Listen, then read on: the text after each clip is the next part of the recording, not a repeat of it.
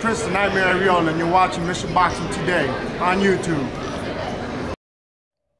Heavyweight boxing fans, what's the deal? So I seen a few people drop videos on this about like a week ago, 4 or 5 days ago, man, and I didn't get to it, but I was looking at Eric Molina's Twitter feed, man, and I seen him retweeting the idea of him versus David Price. So obviously Eric Molina is all for this fight, and I even heard Molina a few weeks ago, maybe like a month ago, say that he wants to travel. He doesn't want to fight in America, that he wants to well, not that he wouldn't, but he wants to travel to the UK and fight some of those guys. Now we know that his name's been thrown around for Anthony Joshua, but I think he wants to fight anybody, not just Joshua. Obviously he wants to fight Fury and Joshua because they have titles, but I think he's ready to fight Dillian White. He's ready to fight David Price. He's ready to fight David Haye. He's ready to fight any of the UK guys, man. So now, as far as I think this would be an interesting fight, man. Now, I did suggest that David Price try to go after France Real. France Real only has one loss when he stepped up and he lost to Robert Helenius. He had substituted for Erkin Tepper, his stablemate. Tepper was supposed to fight Helenius, and then we know Tepper, the whole thing's with the drugs, so he had to sit out. So they gave the fight to France Real, who was undefeated at the time. So I thought maybe Price versus France Real, I thought that'd be a decent fight. But, Price seems like he really wants a title shot. He wants it soon. He doesn't want to wait 2-3 years. He wants the title shot within the next year. I know he's back rated by the IBF. So, okay, fair enough. I think Eric Molina, who held on to one of the minor titles in the IBF after he beat Thomas Adamek. Somebody correct me if I'm wrong, but I think it was the international IBF title or intercontinental, one of those titles. But I know it was one of the minor ones that Thomas Adamek had. And Molina was able to go out there and, he knocked Thomas Adamek out. It was a very entertaining fight. It was a good fight. I thought Adamek won some rounds, hand speed, championship pedigree Adamek has, although he hasn't been a champion in heavyweight. Still got to respect him for the work that he's done in the other lower weight classes before moving up to heavyweight. So I actually picked Adamek to win that fight, man. So, but not by a long shot. I thought it was a close fight. I thought it was a winnable fight for Molina, but I thought Adamek would just edge him on points. Molina was able to get him out of there, man. Hit him with that right hand. Adamek didn't see it coming. He was starting to fight with his hands down a little bit, getting comfortable fighting like that.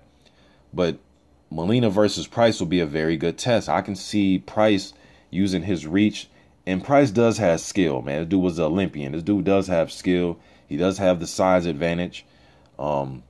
Just his jaw's been tested. Now you could say, yeah, but it was against guys who, Thompson and Tepper, drug cheats. Okay, fair enough, but he still got knocked out.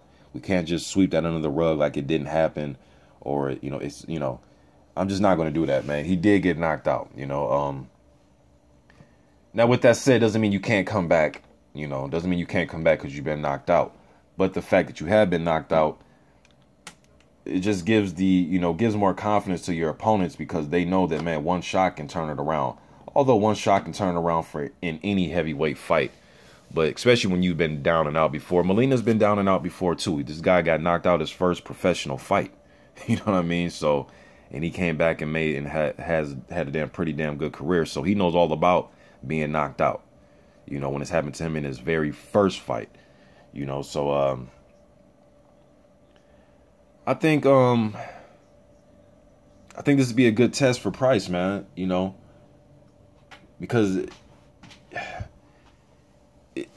it's no foregone conclusion that he's just going to win a points decision against Molina. Molina, I think, has very underrated hand speed for a big guy. I don't think he's the fastest guy, but I think his hand speed is underrated. I thought he was working a very good uppercut against Adamek.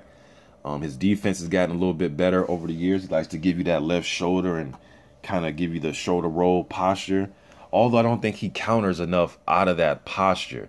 I know he likes to parry with his right hand, try to deflect your shots with his right hand and give you the left shoulder, and he carries that left glove down low. I would like to see him counter out of that stance, either with a left hook, but he has to raise that left glove up a little bit, or come back with right hands after he parries one of your punches, then come over the top with the right hand, like catch your jab, then come over the top with his right hand. But he knows what he's doing. You know, I'm just a guy on YouTube. And I think he can test Price's chin. I really do. I think he could test his chin, whether it be early, whether it be in the middle of the fight, or whether it be late. You just never know with Eric Molina. And Molina has stayed in the gym. I seen him working with Arthur Spilka some months ago when he was getting prepared for that fight with Adamak. And then I also seen him in Deontay Wilder's training camp. So he's been in the gym, been in some good training camps. Price, I'm not sure who's all training camps he's been in, but I'm sure he's been getting some good work. But Molina, I know for a fact, have been in some really tough training camps, man. So, and he's willing to travel, man. He is a road warrior. He went and fought Deontay Wilder in Alabama. Although it's in the U.S., still it's in Alabama, Wilder's hometown. So he is willing to travel, you know, and he's going to bring his right hand with him. You have to respect his right hand. You have to, and his experience. You have to respect those things. So I think it'd be an interesting fight, man. I may edge Molina in this fight just because Price just seems very vulnerable to being knocked out. I'm sorry. It just is what it is, man. I'm just trying to be honest with you. He just seems very vulnerable to right hands. Like it's like he can get knocked out at any time, man. He just has that type of feel about him when I watch him fight. But like I said, he is skilled, man. He is a skilled big guy with a good right hand. Good jab. I mean, he's a decent fight. He has solid skill set, but the chin seems a little shaky to me, man. Again, you can say because, well, those guys were drug cheats. Fair enough. He still got hit on the chin, though, man. He still got hit on the chin and he went down.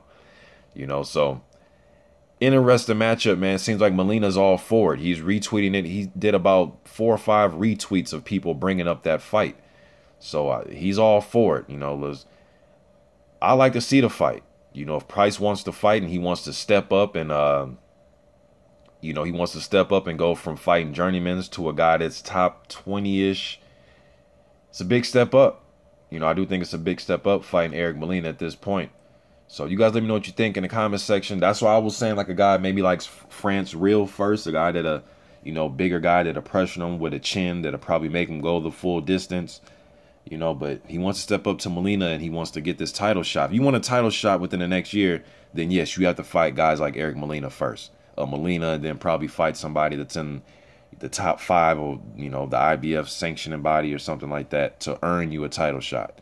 You know what I mean? But you guys let me know what you think about this fight or this proposed fight. Do you want to see it?